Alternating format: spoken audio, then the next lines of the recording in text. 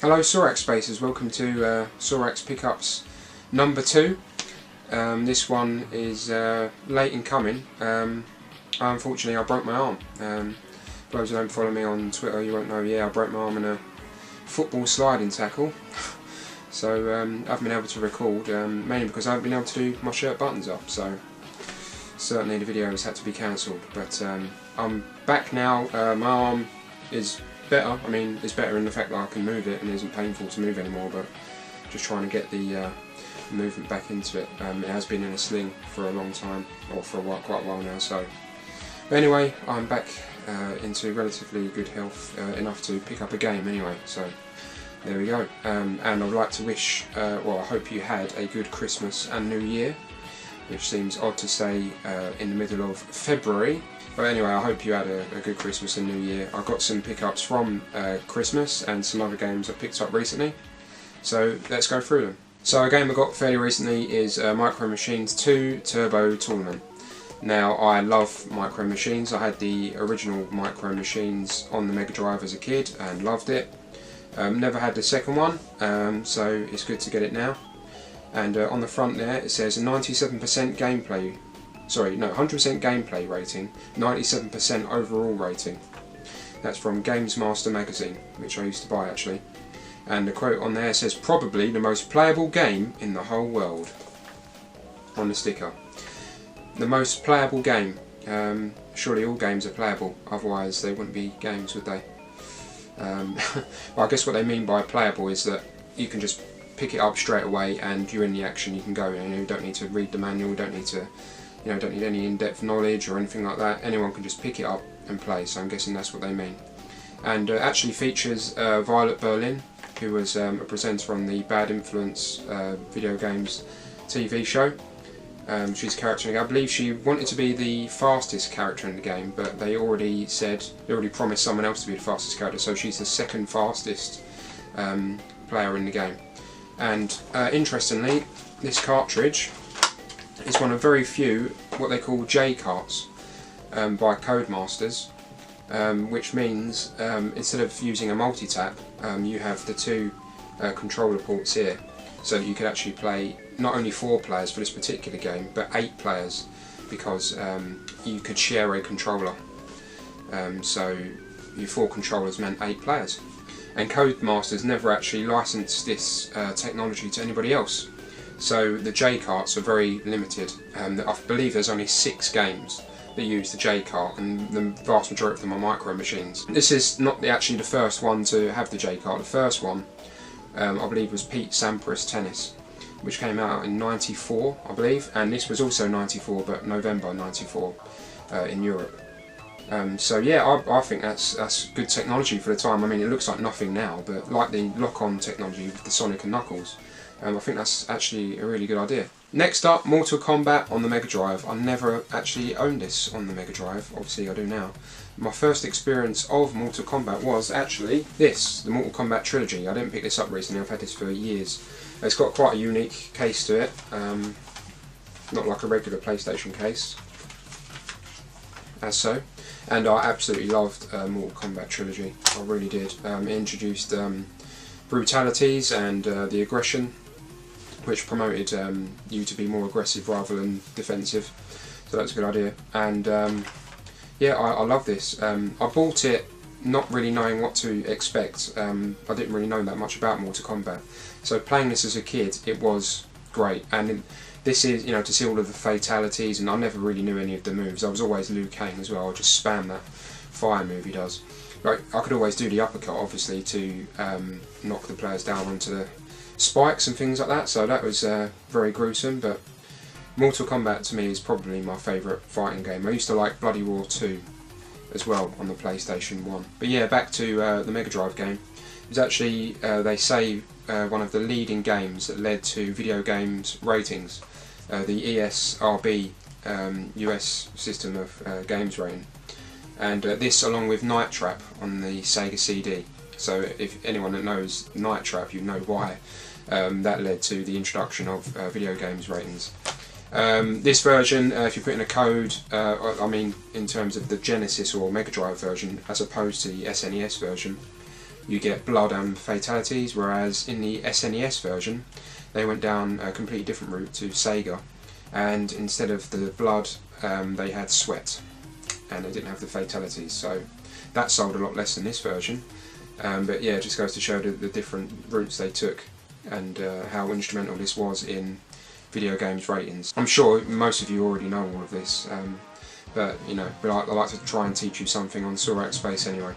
Unless you're Larry Bundy Jr., and then you know every game fact in existence, so I can't teach him anything. But maybe some of you might learn something from it. Also, there was a Mortal Monday campaign when this was ported from the arcade to consoles like the Mega Drive. Obviously, as I mentioned, it went to the SNES and also the Game Boy and Game Gear as well. And the Mortal Monday, similar to Sonic Tuesday actually. Sonic Tuesday, I should say. That's the well, the advert shows Mortal Monday with the kids screaming Mortal Kombat in the middle of the street.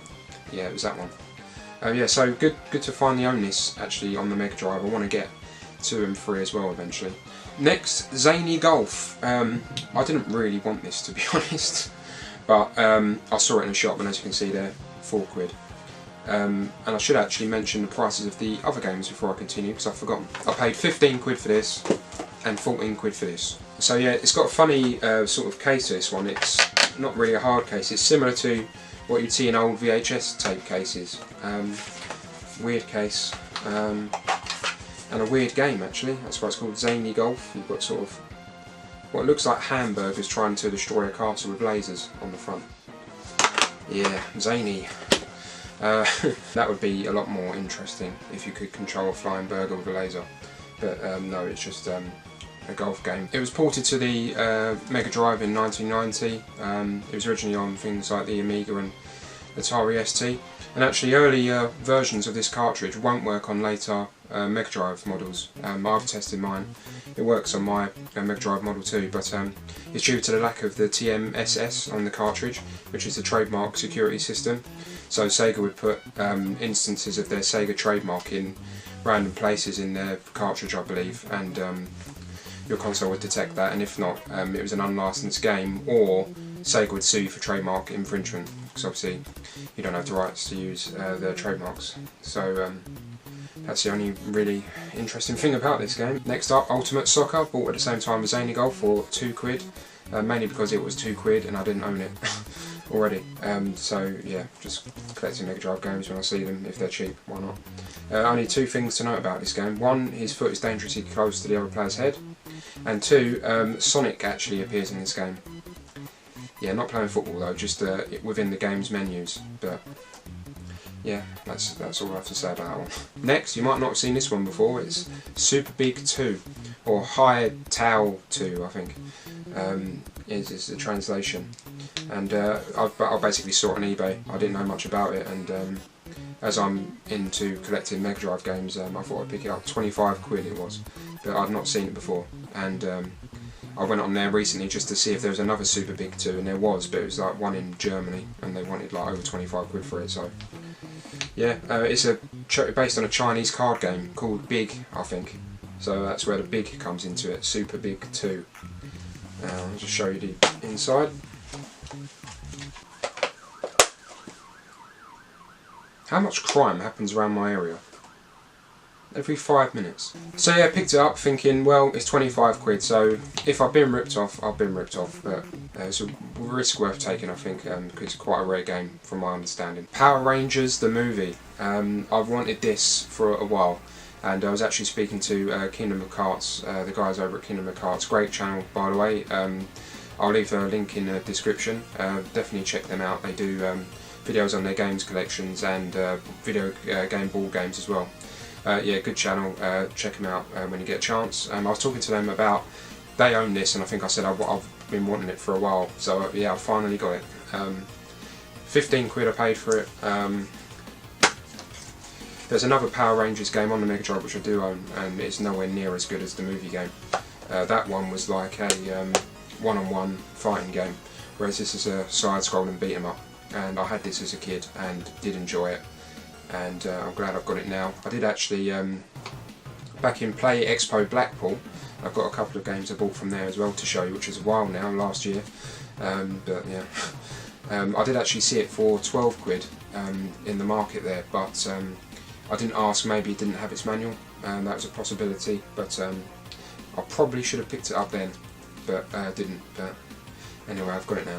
Talking of Play Expo Blackpool, this is one I did get from Play Expo Blackpool, Paperboy 2, and you can see the price on there, 15 quid, which isn't bad actually for Paperboy 2. It's more of the same, but this one you can play as a paper girl as well, and you can throw on both sides of the street rather than towards the left hand side of the screen. And yeah, it's not a brilliant game, but it's just like the novelty of being a paperboy, I think, and the charm of the game is why I actually quite like it. I had the original Paperboy, but not this one, and I did enjoy the original Paperboy actually. It's notorious for its difficulty, and this one's no different. And the only other game I got at Play Expo Blackpool was this Tunenstein. For yeah, you can see it on there for a £5. It's not actually sealed, it's the plastic seal that they gave me when I bought it, but I had it as a kid, and every game I had as a kid that I've then got rid of, I've wanted to buy back just for the nostalgia. Doesn't matter how good it is. And I've just noticed this and remembered it, and this was a game I owned. It's not brilliant. I didn't play this much as a kid either. It's like a point and click type game. Now we're getting into Christmas. We've got Super Smash Bros Ultimate for the Switch. Haven't played much of it. I do like the Super Smash games. I've got Brawl on the Wii, but I'm not like one of these people that are really into it. Haven't played it extensively. I think I'm wandering around as Link at the moment, but I've been playing other things in between trying to make videos and stuff, so need to find more time to play it really. Next, Red Dead Redemption 2, another one for Christmas. I find it very hard to get into actually. It's an open world game, but it doesn't feel like it's open world, it feels quite desolate. It starts off quite slow and hasn't really progressed since then, but I haven't played it for too long. Graphically it looks amazing, really good. Gameplay wise, I just find it hard to get into. It's not as enjoyable as GTA at the moment. I'm guessing because the open world doesn't really feel like open world, it feels quite empty. I'm guessing that's because of the times they were set, you know, GTA and Red Dead Redemption 2 and you know, cowboys. We'll have to see about that one. Next we've got Kingdom Come Deliverance. I knew of this game a while ago, but only recently got it. The main reason that I didn't buy it originally was I just didn't think I had the time, and I was right, but it was going quite cheap online, so yeah, I bought it. I still haven't had time to properly play it. I mainly bought it because of the channel, Sexy Biscuit. I'll leave a link in the description. That's run by Roxy. Yeah, really good channel. Check it out if you've got a chance, especially if you're into Kingdom Come Deliverance. It is the Kingdom Come Deliverance YouTube channel. But she also does other like Let's Plays and stuff as well. Give Roxy's channel a look, definitely. I need to find time to play this. I really want to play this, but it's finding time just doing videos and stuff as well, and with the arm situation, but I can play games again now, so that's good. So yeah, I want to get into this soon. Also, I should mention I bought Wargroove recently on the Switch, which is a downloadable game. So there it is. I can't show you downloadable games. I believe it was $15.99, and it was worth every penny. I've been addicted to it ever since I bought it, and it was another recommendation from Roxy over at Sexy Biscuit, so she's got good taste. Yeah, it's like a strategy turn-based game. Give it a look. I'm finding it really addictive. It's a good game. More on the Switch, we've got Pokemon Let's Go with the Pokeball Plus. If you want to buy this now, you're looking at 90 quid. And is that worth 90 quid? No, it's not, in my opinion. The Pokeball Plus is a nice thing to own. With the, you know, you can control your game with a Pokeball, and you can throw the Pokeball at your screen and break it. No, don't do that. And also, it makes a funny noise when you catch a Pokemon as well. That's pretty much it. And also, you get a Mew if you bought the Pokeball Plus edition. Yeah, I've got the Pikachu one rather than the Eevee one, and I did enjoy it. I've completed it now actually. This is what I've been playing mostly recently. Beat the Elite Four, got Mewtwo. It's like a very good nostalgia trip because it features all of the original 150 Pokemon.